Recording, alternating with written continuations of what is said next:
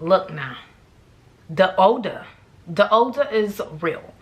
The smell, this, bruh.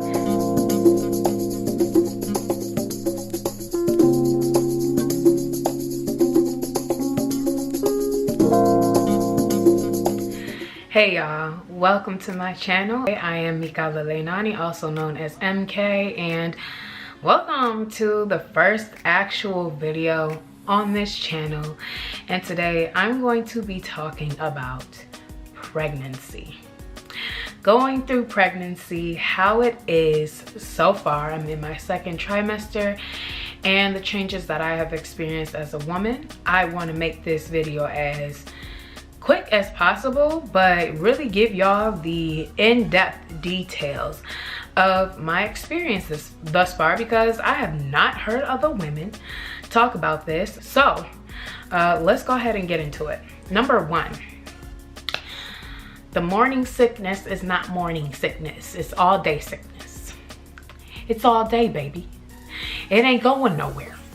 And it lasts seemingly from the first trimester to the second trimester. So far for me, I'm 17 weeks. It has not gone nowhere yet. It's not that bad for me. I know some people cannot eat, some women throw up, but I don't have that bad of symptoms. But it's not morning sickness. It's all day. It's any time of the day. It's here on time, every time. And what I've noticed, things that help me with my morning sickness aren't the things that people typically say use for morning sickness, like the ginger chews, or, you know, shit, I can't even think of some of the other things that women say use for morning sickness. But I always heard ginger candies, ginger chews, ginger anything ginger tea, you know. That didn't work for your girl. That ain't worked for me, sweetheart. So this is what really worked for me. Vitamin C, like cough drops. They're vitamin C drops, but I'm just saying cough drops so y'all know where to find them in the cough drop aisle. But vitamin C drops and cough drops themselves, they're like the honey with echinacea. My granny gets them. Those take my morning sickness, nausea away instantly. Any type of like mint takes it away from me. Gum takes it away from me. I was drinking like a sparkling water. It wasn't really doing nothing. I just wanted some flavor because I was tired of drinking water. Because water, y'all, water is like almost your worst enemy during pregnancy. I swear on everything. Like, me and water, luck if you buck, because you know, but water was not giving. It still doesn't really give. Water makes morning sickness worse. Beware.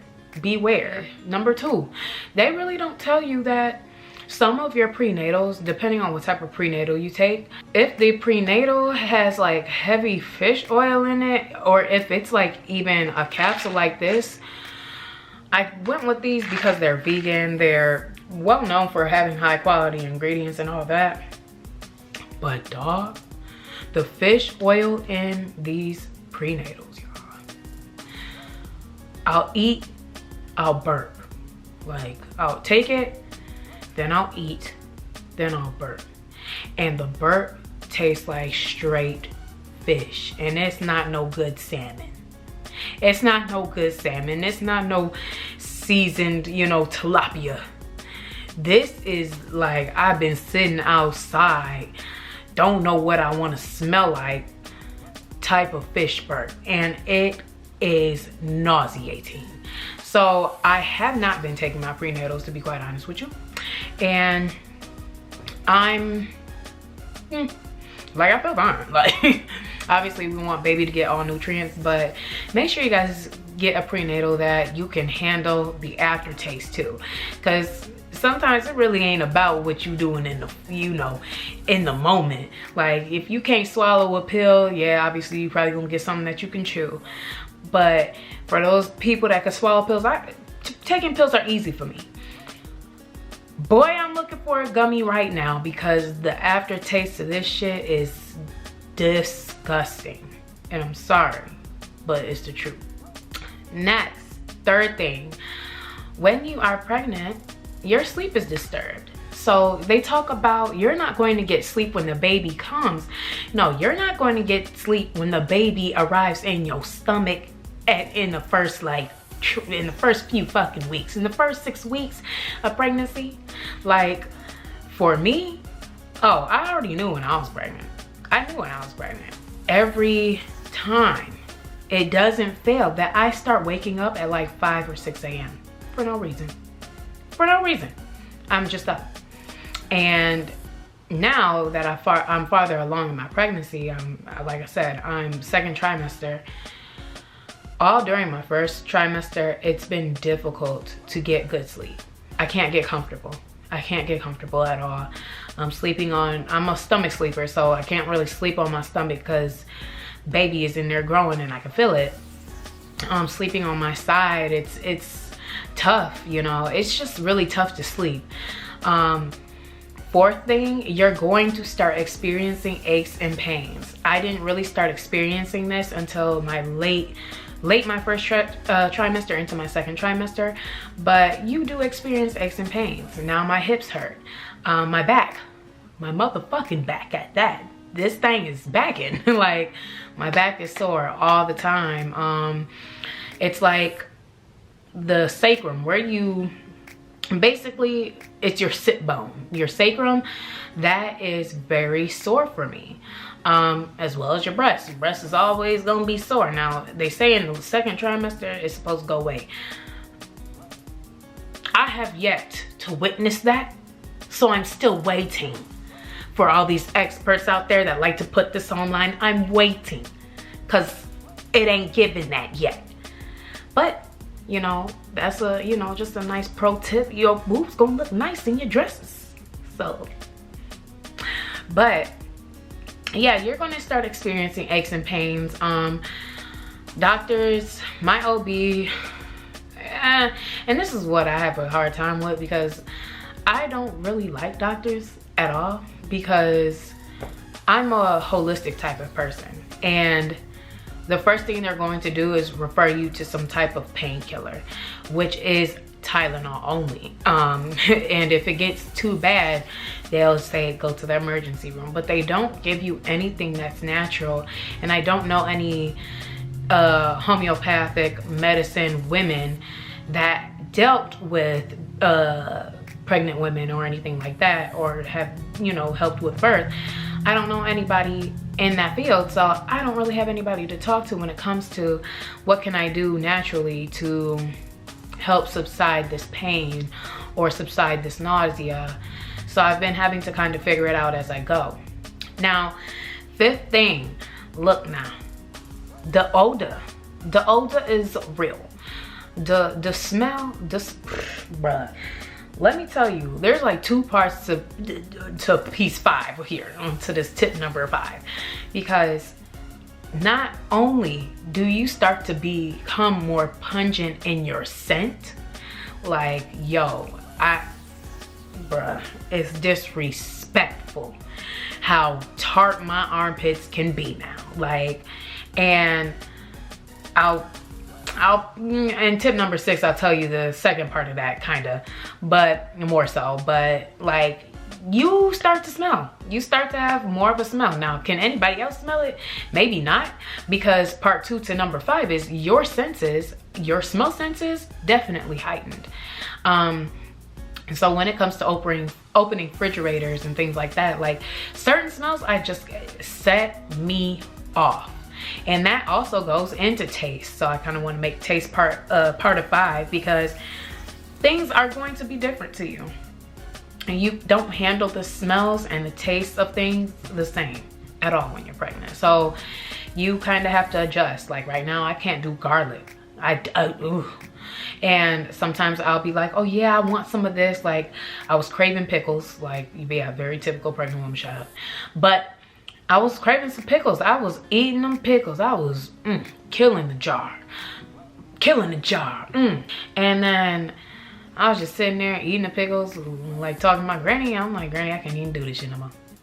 I don't even think I want to ever eat a pickle in my life. Like, it was that moment When I was 3 pickles away from finishing the jar, I was like, I could never eat a pickle again. Out the jar at least, because I did just have some on my sandwich. But still, like, can't even do it, my baby. Can't even do it. So that takes me into tip 6. Or topic number 6, whatever. I don't even know, what am I calling these things? But number 6, taste buds change. Now, I was a vegan, okay? I was vegan for over a year. But when I got pregnant, both times, like I said, terminated, blah, shut up. But when I got pregnant, I started to crave meat. Now, late into this pregnancy, of course, yes, I've been eating meat. I've been eating a whole lot of things that I did not typically eat. I stopped eating for a long time because I wanted better for my body. And I thought my body did not work well with certain things. But I was bridging out of veganism because, truth be told, when I was vegan and I would work out, I wouldn't see no results, y'all. Not a thing, not a muscle, not a slim down, nothing. I was doing all this hard work and I wouldn't see any results. But as soon as I started consuming meat, protein, I started seeing results and I had less bloat.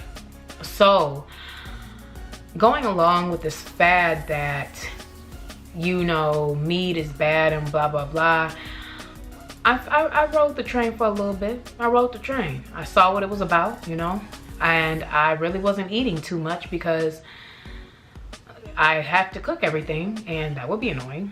And when I would eat, it was always a fattoush salad with some damn fries. And, you know, I was sick and tired of that and not seeing any results in the gym.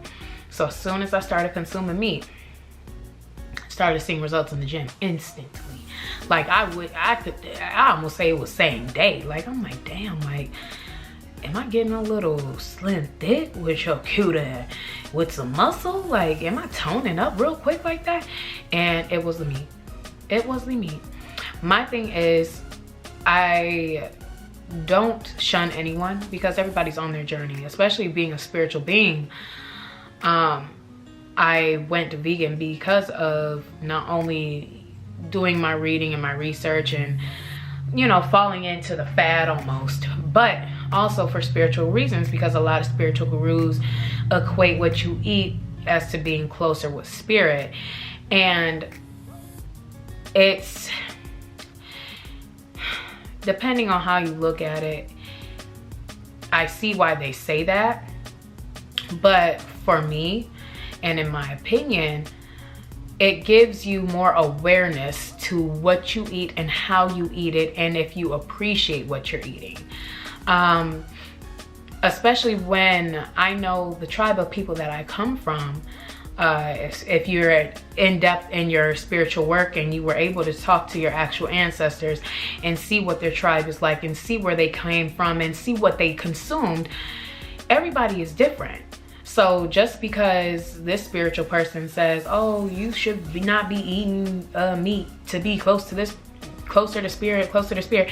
But if my ancestors, which is spirit still itself, ate this and consumed this and practiced this, why would I astray from something because now these spiritual gurus say only eating fruit and veggies is the way to go? And for a lot of people, it doesn't work. So I would say just be really mindful when you are doing veganism or becoming a vegetarian, that you know it's right for your body. Because your body's gonna be the first one to tell you. And my body was telling me, and like I said, instantly I saw results in my workouts. But also, baby was telling me when I was trying to be vegan and when being pregnant, it was just not giving. It was not working. Like I was craving meat.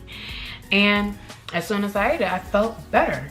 And it is what it is. Sometimes you really have to sit there and listen to what body and listen to what baby is saying, and not try and go along with the trend or follow people and what they do, because everything does not work for everyone. And that's a major key. The seventh lesson or tip is really like becoming comfortable in being in your being, because, and this is a huge one, so I'm going to make this the last one. Being comfortable being in your being and you growing within yourself. Like, this is a whole new chapter for you. As a woman, being pregnant, this is not even your body anymore at this time. You're sharing your body with another being that is literally growing and taking energy from you, and in the most loving way, but still it's a lot. And you might have a partner, or you might be married, or you may not be married, but it just really all depends on what your situation is with a partner, that you are explicit in how you feel and what you can and can't do at this time. I'm very explicit in that because I value my peace, and baby can feel everything. And if I'm not comfortable, I'm not going to make myself uncomfortable, thus making my baby uncomfortable to make other people comfortable. And that's extending myself to go out. That's extending myself to do a task that I just really don't feel called to do. It's extending yourself further than what is comfortable for you at this time. And especially in partnerships or situationships, relationships, you have to let this other person know how you're feeling, because at the end of the day, it's not just you anymore. And at the end of the day, with you carrying another being inside you, you being at your best and being at your most comfortable is most important, because everything that you feel, baby feels. And you just want to be in high vibration and in love and light, and don't allow yourself to go down into lower vibration because you're trying to appease other people in any way, shape, or form. Like, this is like my biggest tip thus far that I've learned and I'm experiencing, because it's not, if it don't feel good to you, it's not good. Like that. And it's not about being selfish, but you have to be selfish at this time, because I mean, you already don't have a choice on baby taking your energy. Like, you have to be selfish with what you need for yourself. And people have to be, well, I'm not going to say they have to be, but they should be understanding of that. And if they're not, then it is what it is. But don't drive yourself crazy mentally, physically, emotionally, trying to uphold like this certain like facade of you for others. Like, you know what I'm saying? Like, don't mask yourself to make others comfortable and make yourself uncomfortable, when literally you are the priority at this time. You are the priority at this time, and you have to prioritize baby at this time. So you need to make sure you and baby are feeling immaculate all fucking day, any time of the day. I don't care what it is, what you eat, when you need to sleep, like, you have to make sure you always feel good, because pregnancy itself can start to, I don't know, like, for some people it may not, but for me, like, it could start to make you feel depressed. And that's just real talk, because it's like, damn, this ain't even my body no more. I don't even feel like myself no more. I can't. Now I'm questioning, like, if I'm eating crazy and what the fuck am I doing? Like, you know, and then you start to think about like all these diseases and these things that can go wrong within the formulation of your baby, because people be trying to put that shit into your mind, and it's already a lot that you go through on a daily basis and you think about. And especially when it comes to farther along you get closer to birth, it's just like, it's more stressful, because people go through things. Things can happen to women during their birth. I don't need nothing else trying to add on to the plate of possibilities that aren't going to be possible, because I'm staying in my high vibration. And I know spirit got me always, but with all these things that go around that you hear about, I don't need extra stress added on to the shit that's already there as being a pregnant woman. I don't need no extra stress. So ladies, please make sure you are in a space where you feel good. You feel great. If you want to sleep all day, then do that. If you can, you know, do whatever you're feeling called to do, and do not overextend yourself to make other people comfortable at this time, because really all that matters right now is you. And yes, you have to be selfish, and if people don't get it, then it is what it is. Your friends, your family, your partner, if they don't get it, it is what it is. And I really don't mean for it to sound like that, but it is like that. It really is like that. You have to feel good for you right now, because especially after this period of time, these 9 months, you're barely even going to have that time for you. And it's already in some way difficult to have that time for you now, because like I said, sleep schedule, can't even get good sleep. Eating, don't really even want to eat, can't even eat what you used to eat because the shit kind of gross you out sometimes. Like feeling sick all day, like it is a lot. It is a lot. But you're not alone on this journey. And I hope all the women and all the people that do listen to this, especially women, that you all feel validated in how you feel going through your pregnancy.